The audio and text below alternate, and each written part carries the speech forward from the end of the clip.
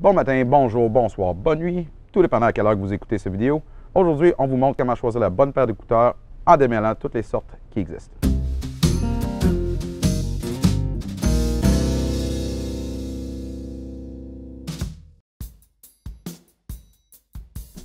Là, quand on parle d'audio, sachez qu'il y a un côté subjectif à ça.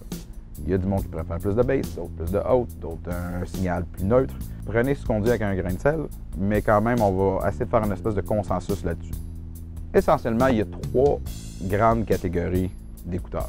Il y a les circumauriculaires qui couvrent l'oreille, donc on appelle ça les over-the-ear en anglais, et souvent ça, c'est ça qu'on va voir sur les boîtes.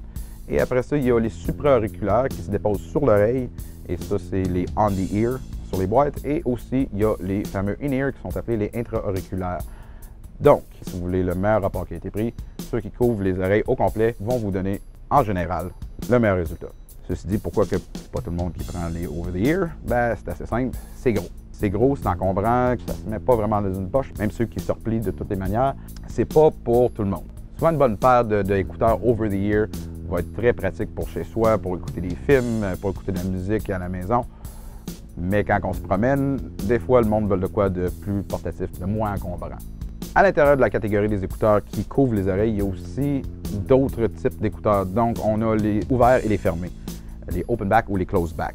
Les écouteurs fermés, comme le nom le suggère, sont fermés.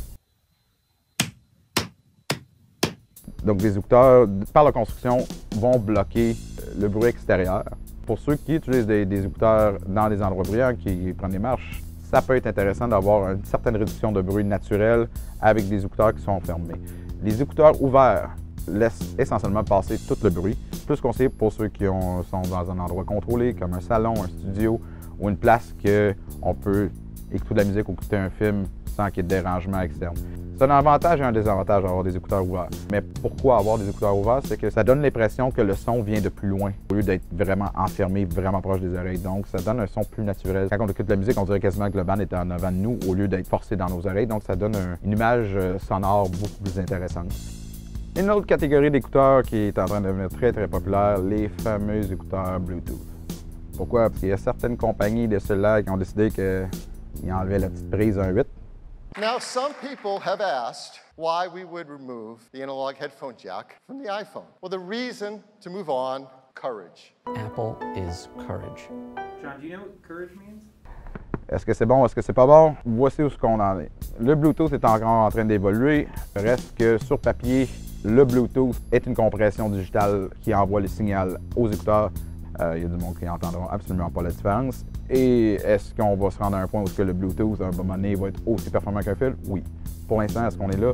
Non. Donc, dans votre vie de tous les jours, Bluetooth ou avec fil, prix pour prix, un fil va être meilleur que les écouteurs Bluetooth. Ceux d'entre vous qui magasinent une paire d'écouteurs de façon sérieuse, on va se concentrer plus sur la qualité du son. Comme je disais au début de la vidéo, c'est un petit peu subjectif, mais le consensus général, c'est qu'une bonne paire d'écouteurs professionnels va reproduire de façon neutre, de façon le plus fidèle possible, le son tel qu'il a été enregistré. Souvent, ce qu'on va voir sur les écouteurs, ça va être le mot moniteur. Donc, exemple, si on parle d'écouteurs qui sont over-the-ear, si vous voyez le mot moniteur dessus, ça a été créé pour les professionnels. Même chose pour les in-ear. Les musiciens qui sont sur stage, souvent, on va les voir avec des petits écouteurs à l'intérieur. Et les écouteurs in-ear plus haut de gamme, souvent, vont être appelés les in-ear monitors. Moniteur, si vous voyez ce mot-là, c'est souvent bon signe. On peut déjà démêler ça. Quand on parle de reproduction de fréquence d'une paire d'écouteurs, sachez que l'être humain, en moyenne, entend entre 20 et 20 000 Hz. Si on regarde sur la boîte des M70X d'Audio-Technica, par exemple, en arrière, on a quelques specs ici, et ces écouteurs en particulier reproduisent pas mal de fréquences, même plus qu'on est capable d'entendre. Ça va de 5 à 40 000 Hz. C'est quoi le but d'avoir des écouteurs qui produisent plus que ce que l'oreille humaine est capable d'entendre? Ben, théoriquement, c'est que ces fréquences-là vont influencer les autres fréquences qu'on entend pour vrai, donc ça va vous donner un son encore plus naturel et plus immersif. Donc quand on voit une fréquence large de même sur des écouteurs, c'est signe d'une très bonne paire d'écouteurs. Une autre chose à prendre en considération quand on achète une paire d'écouteurs, c'est le ohmage. Les écouteurs comme ceux-ci sont 35 ohms. Le ohmage est la résistance au signal.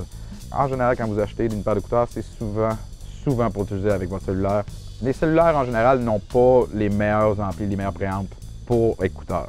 Donc, il ne faut pas qu'on ait un hommage trop élevé. Ceux qui achètent des écouteurs hi-fi et des écouteurs ultra performants vont souvent avoir un amplificateur dédié pour ça. Mais pour le commun des mortels, vous allez vouloir un hommage assez bas. Fait qu'en bout de ligne, quels écouteurs choisir? Ça, c'est vraiment une question de goût. Mais par contre, je vais vous donner une couple de suggestions. Si vous cherchez une bonne paire d'écouteurs in-ear, parfaite pour écouter de la musique, mais aussi pour être utilisés dans des situations professionnelles, les Shure SE215 sont abordables et très performants pour le bruit. Si vous cherchez une paire d'écouteurs on-ear, souvent vous voulez le juste milieu entre le côté sonore offert par les over-the-ear et le côté portatif offert par les in-ear. Et ça veut dire que normalement, vous barouettez vos écouteurs pas mal. Donc, le côté rigide peut être intéressant et là-dessus, V-Moda, vraiment dur à battre. Les XS on-ear, ça peut être un choix très, très intéressant. Ils disent que leur câble est bon pour être plié au-dessus d'1 million de fois. C'est une paire d'écouteurs qui va vous durer vraiment longtemps. C'est fait tough. Et pour les écouteurs over-the-ear, ça va être très simple. Ma suggestion, c'est ceux que j'utilise à tous les jours. Autant pour écouter de la musique, pour faire du montage vidéo, faire de l'enregistrement, j'utilise tout le temps. C'est les fameux ATH M50X d'Audio-Technica. C'est absolument débile comme paire d'écouteurs. C'est ma suggestion personnelle. J'espère que cette vidéo vous a démêlé dans le monde des écouteurs. Si vous avez des suggestions pour d'autres vidéos, laissez-les dans les commentaires en dessous. Je vous invite à vous abonner à notre chaîne YouTube et cliquez sur la petite cloche. Vous allez savoir quand est-ce qu'on met d'autres vidéos. Si vous voulez nous contacter, on a les Instagram, les Facebook et denismusic.com qui est notre tout nouveau site que je vous invite à visiter. À la prochaine capsule tout le monde.